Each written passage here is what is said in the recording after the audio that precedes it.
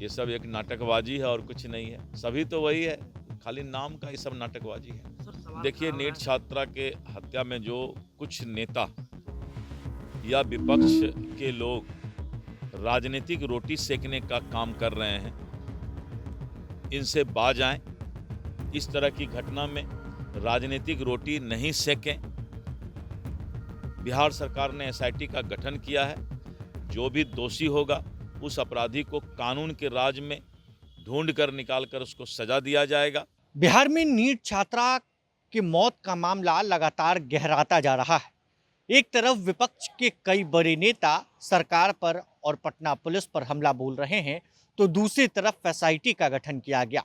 वहीं बिहार सरकार के उद्योग मंत्री दिलीप जायसवाल ने सीधे सीधे कह दिया है कि जो नेता राजनीतिक रोटी सेकने का प्रयास कर रहे हैं, ये सरासर गलत है। एसआईटी का गठन किया गया है और जल्द ही दोषियों को पकड़ लिया जाएगा। उनको किसी भी हाल में बख्शा नहीं जाएगा। दिलीप जायसवाल ने बड़ा बयान दिया है। आपको मालूम है कि तेजस्वी यादव इन दिनों खूब एक्टिव नजर आ रहे हैं। लगातार 2 दिनों तक उन्होंने बैठक आयोजित की। इस बीच दिलीप जायसवाल ने क्या कुछ कहा है, जरा इस वीडियो में देखिए। विपक्ष को और तेजस्वी यादव जी को जनता ने अभी आराम करने का समय दिया है। 5 साल अपना संगठन का काम, अपनी जो उनकी कमी है और जो जंगल राज का विपक्ष के ऊपर दाग लगा हुआ है, उसमें सुधार लाने के लिए जनता ने उनको छुट्टी दिया है। कहा जा रहा है कि तेजस्वी यादव को अब आरजेडी का राष्ट्रीय कार्यकारी अध्यक्ष बनाने की कवायद चल रही है। पहले से भी अघोषित वो थे ही। ये सब एक नाटकबाजी है और कुछ नहीं है। राष्ट्रीय जनता दल को कौन चला रहे हैं?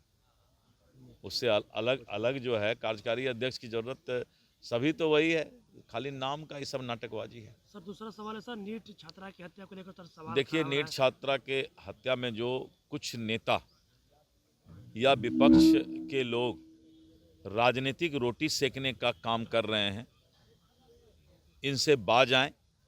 इस तरह की घटना में राजनीतिक रोटी नहीं सेकें। बिहार सरकार ने एसआईटी का गठन किया है। जो भी दोषी होगा उस अपराधी को कानून के राज में ढूंढ कर निकाल कर उसको सजा दिया जाएगा। अभी सब कुछ जांच के दायरे में है और जांच के बाद दूध का दूध, पानी का पानी, और जो अपराधी होगा उसको सजा मिलेगा। आपने देखा कि fast track court, fast trial की भी व्यवस्था है।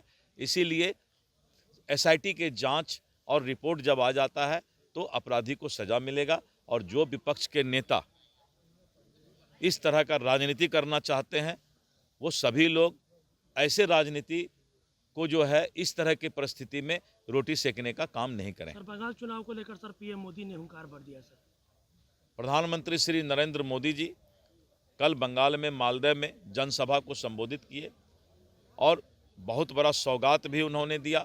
उस सौगात का फ़ायदा बिहार को भी मिला। अमृत भारत एक्सप्रेस ट्रेन बारसोई और कटिहार को मिला।